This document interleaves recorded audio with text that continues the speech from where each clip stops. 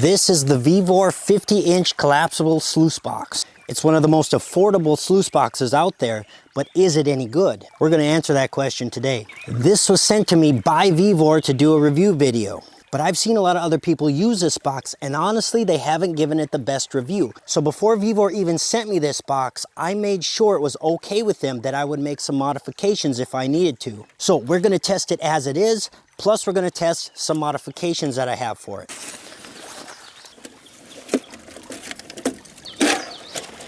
The flare just kind of packs in like that. Now with this sluice, it's not just fold it open and go. There's some assembly required. So it comes with some tools, a little wrench, and an Allen key, and then some bolts and wing nuts. So the flare goes like so. And the thing that keeps it from being all floppy in the crick is tightening these bolts. They have to be tight to keep the box locked and secure. So that's where your little wrench comes in.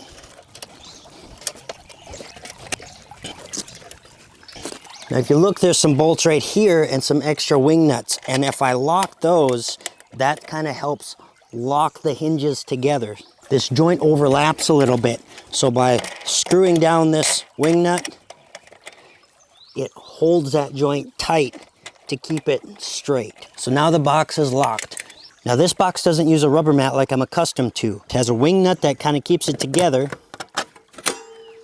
And the first catch system is this riffle here. So you can see these are kind of bent up. These act as riffles to catch bigger pieces of gold. Then there's a steel grate, and that'll act as a riffle too, but its main purpose is to hold down the miner's moss. Now this miner's moss, it's almost like a little plastic Brillo pad or Scotch-Brite pad, kind of soft plastic, and you can see all the way through it. The weaving is really loose, and as the water's going through it, it slows everything down and allows the gold to settle down deep in there. Underneath that are the carpets. So these are like felt carpets, so any gold that makes it down through that miner's moss gets stuck here. None of that, there's nothing. So there's a lot of things to catch the gold there. So that's certainly not as simple as a rubber mat, but I have heard that the miner's moss catches gold better than a rubber mat. I don't know if that's true, but we're going to test it. Now this is kind of the same setup that you'd see all the time, like Freddie and Juan put this in their big sluice boxes, and it's my understanding that this type of setup is made for a high flow environment to really process a lot of material. Not all cricks are conducive for such a high flow, but we'll see how it does here today. Now a long sluice box can seem really appealing, but one thing you gotta remember, you need a certain area that you can set it up to get the right amount of pitch. Not every river is gonna be built that way. Now, I think there's enough flow here that we can get enough pitch to make this work, but some streams are gonna need a shorter box. You see, while I'm setting it up, it kind of folded on me. So these bolts have to be really tight. And this was a problem I've seen other people have, is the box keeps folding like that. So remember I said modifications. I got some modifications that I made that might solve that, but we're gonna stick with how it is right now. Now, if you're new to the channel, we're here in Wisconsin where we look for the glacial gold. Gold that was picked up by the glaciers in Canada, crushed up, pulverized, and disseminated all over the state. And it'll be interesting to see how that box does with this really, really fine flour gold that we have here. Now, what Vevor sent me wasn't just a sluice box, they sent me a kit. And in the kit, here's what you get. This is what you get, and I'll highlight just a few things. You get 2 black 10-inch pans and 2 classifiers to go with it. Now in the field, I like to use my 14 and 15-inch pans. 3 very ambitious vials, and they're plastic, which is less breakable, but not quite as clear as glass if you want to look at it. Still pretty clear though. 3 snuffers, but hang on, I don't like this kind. See how this one, when you remove the lid, there's no pipe that comes down. I don't like that because then you can squirt your gold back out. If you snuffer something up, there's nothing to keep it from going right back out. This is the kind of snuffer I like to use, where you see how that stick goes way deep into the bottle. That way when you turn it upside down and squeeze your water out, the gold is going to get stuck in there, but the water is coming from high above. You're not going to shoot your gold back out when you squeeze it. So this is a lot safer snuffer. These are usable, but I wouldn't use these in the field. Some little mini snuffers for sucking it up into a vial. And a lot of other things, but let's get back to the sluice. So I got the box set up and I think it's running the way it should. There's a lot of flow going through here. You can see these big riffles, their points where like the bigger gold would get stuck behind. So Here in Wisconsin, we don't really have big gold. We're just looking for that tiny flower gold. So those are a bit overkill here, but I got 2 buckets classified and we'll run that through and see how it goes. See how everything's trapped behind those big riffles. When you put it on, it hits that big ridge of miner's moss there. Kind of acts as a big trap. And look how packed up that is. So that's why you gotta really have a lot of flow, because this is gonna hold a lot of material. Now I've got this creek dammed up here to kind of raise the water to give me a little bit more pitch and a little bit more flow, but I think it could even use more. This is a flow-hungry sluice box, let me tell you.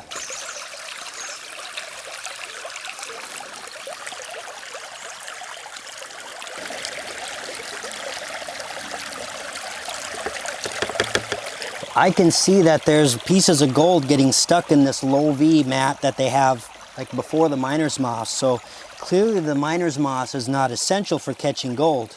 That'll be one of the modifications I'm testing after we're done with this.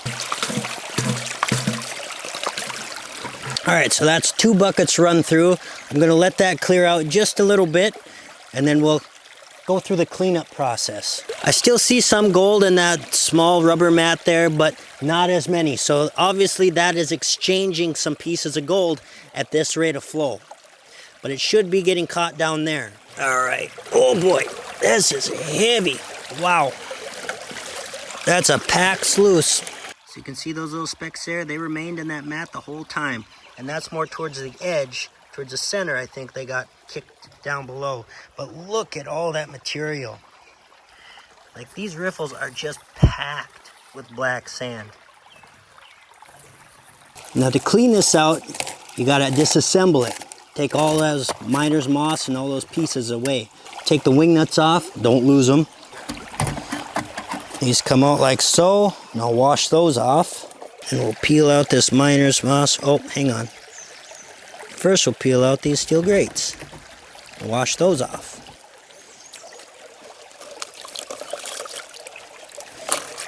Next, the miner's moss.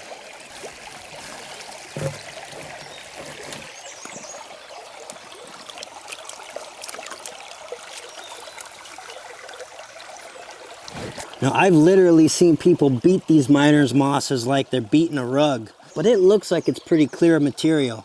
There's a few bigger rocks in there, but all the sands and stuff seem to be through. You can see right through it to daylight, so I think that's actually pretty clean. And then we got our rug. I'm actually curious to see how much gold made it through the miner's moss onto the rug, so I actually want to clean this out separate. So I'm just going to rinse that in a bucket here. And that is definitely a little trickier to get clean. I might have to beat this like a rug. It is a rug. And same thing with the other side. So that sluice hangs on to a lot of material. That's a good amount right there. And just a little bit more in those carpets. So I'm gonna process all of this at home, but let's do a quick sneak peek and see how much gold we caught. I'll put a safety pan down and make sure we don't lose anything. And then we'll pan this out. It's starting to rain, don't mind me.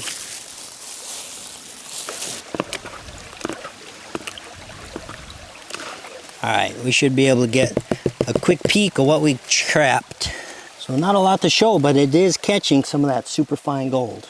So I think there's probably a lot more gold trapped in that black sand. I just cleaned it out really quick, but it is catching the super fine small gold. Okay, now let's see what was just in the carpet. And this material doesn't look like black sand at all. That looks like just fine silty sand. Just pure blonde sand. Gosh, those carpets, just no black sand even in them. Gosh, there's just one tiny microdot of gold that made it to those carpets. So I also isolated the upper section, so that rubber mat that was in the part of the sluice before it even got to the miner's moss. And I just cleaned that out, and that is by far the most gold. That was all in the box before it even got to that miner's moss. I just rinsed it out. And that's the thing to keep in mind. Most of your gold is going to be caught in the front part of the mat, so you don't need a super long sluice. We got some rain, but we got some more testing to do, so we're going to have to just work right through it. Now, all this stuff is a little bit cumbersome. You get the convenience of being able to collapse it and fold it up, but bringing all this stuff and remembering all your tools and the possibility of losing a nut and bolt, That's not convenient. So the modifications I made are to remedy that and to hopefully reduce the flow necessary for this big sluice. Now, one of the struggles I've mentioned is that these bolts can loosen up and your box can fold in and out like that. And it's kind of a pain to make sure you remember stuff. If you know me, you know I forget stuff all the time. So what I did to remedy that is I took a drill and I tapped some holes in there. So now once you fold it out, you just take some well-fitting bolts, pop those in there like so, and now it's locked. You don't have to bring your wrenches, you just open it, pop it, and that's locked. Now with this box, you can't just go order a different rubber mat and have it fit perfectly. You can't just go buy a 10-inch mat of Dream Mat or whatever and pop it right in there because it's not a uniform size. In order to fold, it has to be wider on one end than the other, right? So you have to custom cut it to fit this. Now that'd be scary to take one of those expensive Dream Mats or VDR mats or whatever and cut that and hope you do it right. So I'm going to show you the cheapest way to turn this into a rubber mat sluice. I'm just going to take my deep groove matting here and cut it myself. Now there's pattern makers and measure takers, and I think I'm more of a pattern maker.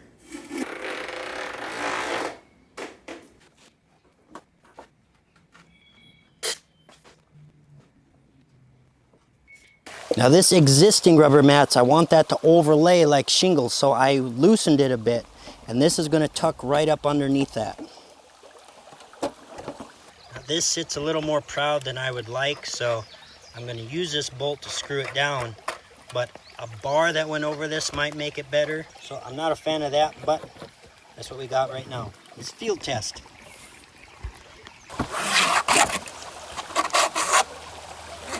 And there we go. Now it's a rubber mat sluice. So I'm going to fill another 2 buckets from the exact same spot and we'll test it with our modifications. Oh no. Dang it. I broke my shovel. Look at my expensive cobalt shovel. Pried too hard and cracked it. Well, that's about 2 buckets anyway, so we'll run that. At least I was able to fill the 2 buckets, pretty much. So I don't think this rubber mat is going to take nearly as much flow as that miner's moss. We'll see.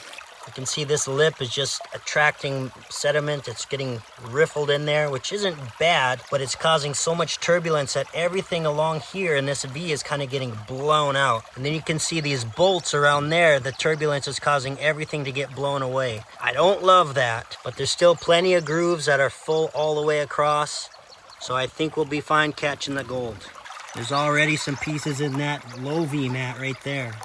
This is a deep V groove matting that I got from High Plains Prospectors, and it's probably the cheapest way to turn this into a rubber mat system. This whole big mat was like ballpark 20 bucks. Now this rubber mat requires a lot less flow. It's clearing off a lot faster and a lot better. I do not like this big riffle. That's my mistake. I need a better way to clamp that down. But for the most part, it's working really well. And I already see gold stacking up on this rubber mat. You're not going to believe this. Look, I can see it from here.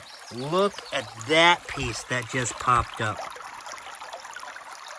What?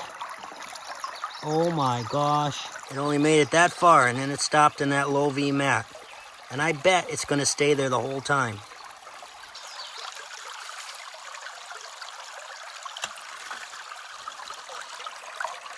Still there. Without the miner moss, these bolts really aren't necessary. They don't serve any function here at all. So if I was going to keep this rubber mat, I'd probably just cut those right off. Now because I drilled through the mat, they are holding the mat in place. So that's one thing. I don't like that line of turbulence there that they cause. That's no good. This is actually packing full of black sand, so that is a functional riffle. So it's not necessarily a bad thing. But I don't like how much turbulence that causes, so I'd still like to put a bar there so it's a little lower profile, but I probably wouldn't want to eliminate it entirely. I do think that's beneficial. Just future modifications. So here's the last of that bucket, and that big piece has not moved at all since it settled down there. This gold is so much heavier than everything else. Once it finds a place to sit, it just doesn't want to move. So I'll let that clear out just a little bit. There's not much material in there barring this big ridge I left. So I don't see any gold farther down, but I do see a lot of specks up here right in the first part here, this low V mat. Now to clean this up, instead of taking the whole thing apart and washing out all the mats and rugs, I'm just gonna dump it in my bucket, take my second bucket here and rinse it off.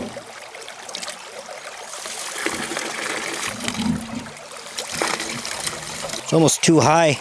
I hope my nugget didn't drip off the edge there. Gotta be careful. Yeesh.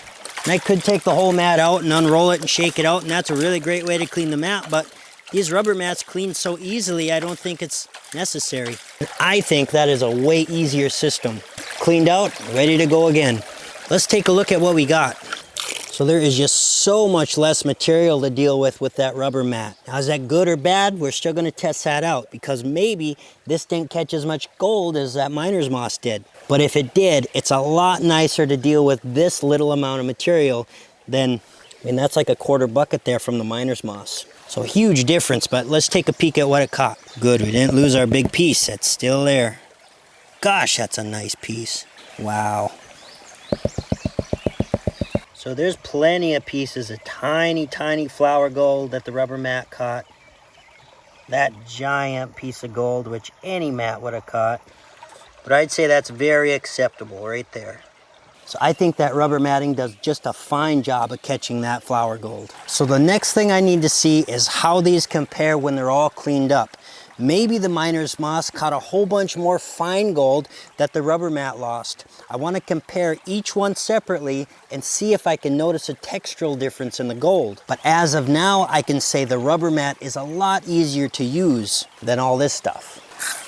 I need a bug spray sponsor. Now the testing is complete, but I want to keep going because there's good gold in this hole. And thankfully, I had another shovel in my truck. How prepared am I today? I remembered my scooper. I had an extra shovel in the truck. I'm proud of you, you know that. I hope you do. Who would have thought?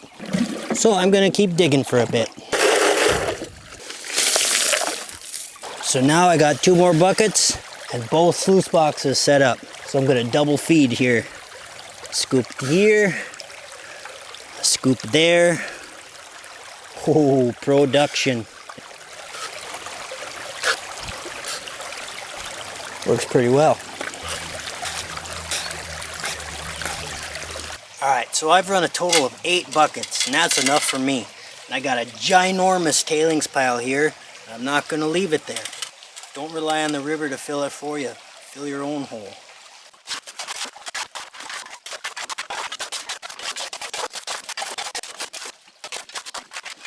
And no schmuck will fall into it. Fill your holes. So let's go home and do our cleanups, and then I'll give you my final review. So we're back with our 2 samples, our miner's moss, and then our modification of the sluice. We'll quick clean them up separately and show the gold.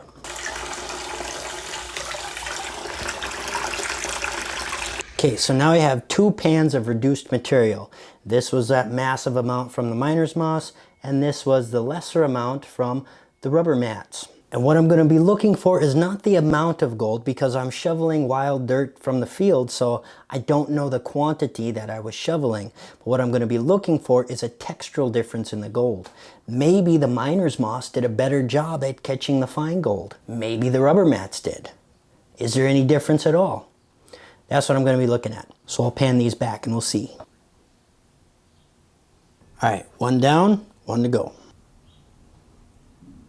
So they're all cleaned up, and here is what we got. So here on the right, this is what we captured with the miner's moss. You can see it caught that very fine gold, tiny little pieces, and that's a respectable pile of gold for Wisconsin. And over here is what we got with our modifications. Now that big piece looks impressive, but that's not really what the point is. Can you see a textural difference? And I think maybe there is a slight difference. It seems like there are some smaller particles, some more smaller particles in what we had with the miner's moss versus the rubber matting that we modified. Looks like the uniform size is a little bit bigger there.